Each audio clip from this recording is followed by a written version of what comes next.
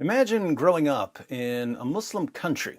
Your parents, your friends, your teachers, your imam all assure you that the Quran has been perfectly preserved and that it's filled with scientific miracles. They assure you that Muhammad was the greatest man who ever lived and that he performed miracles and that he was prophesied in the Bible. You believe all of this, you have no reason not to. And you're so confident in your religion that you become a devout Muslim cleric. Life is good. Well, as good as life can be in a Sharia-compliant hellhole, but there's one problem. There's one problem, one massive obstruction on the tracks ahead of you that threatens to completely derail the halal train. That problem is you've got internet access. The internet is awfully tempting, and eventually you start looking at some things that your imam doesn't want you looking at, namely embarrassing facts about Muhammad and the Quran. Soon you realize that everything you were taught was a lie, spread by generations of deceptive imams. So you leave Islam, even though Islam has been the foundation of your life for decades. What do you do now? Well, you could keep your apostasy a secret. Many ex-Muslims do just that in Muslim-majority countries. There are millions of secret ex-Muslims in Muslim-majority countries. But some ex-Muslims are so outraged when they find out that they've been deceived all their lives that they decide to expose the lies in order to protect others from the deception. So you start making videos about Muhammad and the Quran and posting them on YouTube. Pretty safe to do if you're in the United States, for now. But if you're posting your videos in Indonesia, which has the highest Muslim population in the world, not so much. What happens if you get caught posting videos about Muhammad and the Quran in Indonesia? You get tortured by Napoleon Bonaparte. I wish I were kidding. The Barnabas Fund reports. A Muslim background Christian in Indonesia was brutally beaten in prison following his arrest for allegedly insulting the Islamic prophet Muhammad. Muhammad Kaceh, who was formerly an Islamic cleric, was subject to what his attorney described as a murder attempt and torture in which he was forced to drink poisoned water and had human excrement smeared on his face and body. Kaceh was arrested in August 2021 for his YouTube videos which criticize Islam and its teachings. YouTube videos criticizing Islam and its teachings. I like this guy already. The prison attack took place in the early hours of August 26th. Among the attackers was former head of the Indonesian Police International Division, Napoleon Bonaparte, see, I told you, currently serving a 4-year sentence for corruption. Bonaparte subsequently confessed to the attack, explaining, "Anyone can insult me, but not my Allah, the Quran, the Holy Prophet, and the Creed of Islam. Hence, I pledge to take any action in a measured manner against those who dare to do so." Notice, his God insults other religions, and his book insults other religions, and his fake prophet insulted other religions. But if anyone insults his God, or his book, or his fake prophet, he's ready to get violent. Hypocrisy is the heart of Islamic morality. Kaceh's legal team, however, allege that prison officials also played a role in the attack and in an attempted cover-up.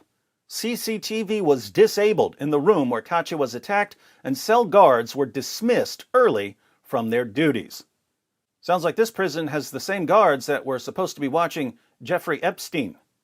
Prison officials prevented Kaceh's legal representatives from visiting him on the afternoon of August 26th by claiming he was required to self-isolate for 14 days due to COVID-19 protocols. After 2 weeks, Kaceh's attorneys and his son were allowed to see him. "There was a bruise on his left arm," said his son. "There was a bruise on his back. He told me, probably my rib is broken." And this was weeks after the beating.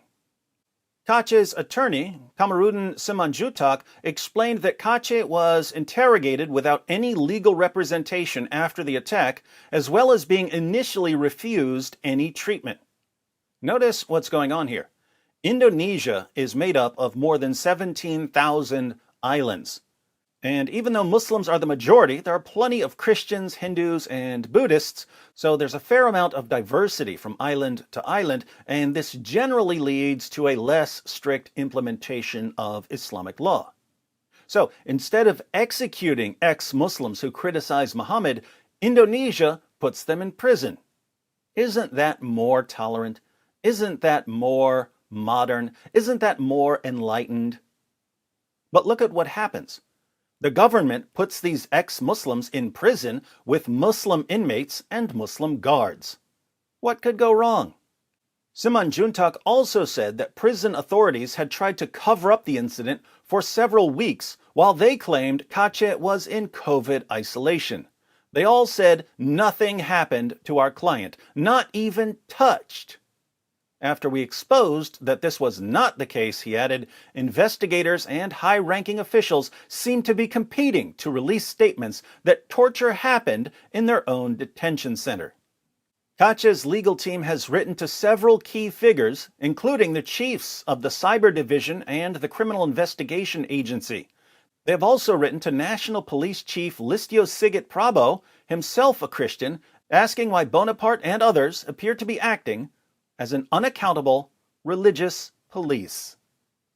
We've seen this over and over. When the government refuses to enforce Sharia, other people will. But keep in mind, Muhammad Kache is still alive. According to Islam, he's under 2 death sentences, one for leaving Islam and another for mocking Muhammad. So even though we're outraged that Kache was arrested, incarcerated, and tortured for leaving Islam and mocking Muhammad, many Muslims are outraged that Kache was only arrested, incarcerated, and tortured for leaving Islam and mocking Muhammad. According to Western Muslim apologists, who are extremely popular on social media, anything short of public execution for Kache just isn't Islamic enough. There's a reason why there's a capital punishment, because people like you, little weaklings who leave their religion and cause corruption in the land by spreading it, the capital punishment in Islamic law would be applied to you. We have no doubt, and we're proud of that. Irony of ironies, the Muslim Napoleon Bonaparte torturing a Christian ex-Muslim in prison is actually far more tolerant than British Muslim apologists who are recruiting future beheaders on YouTube. But don't forget that the only possible reason anyone could ever have for being at all concerned about Muslim apologists calling for the public executions of our ex-Muslim friends is racism.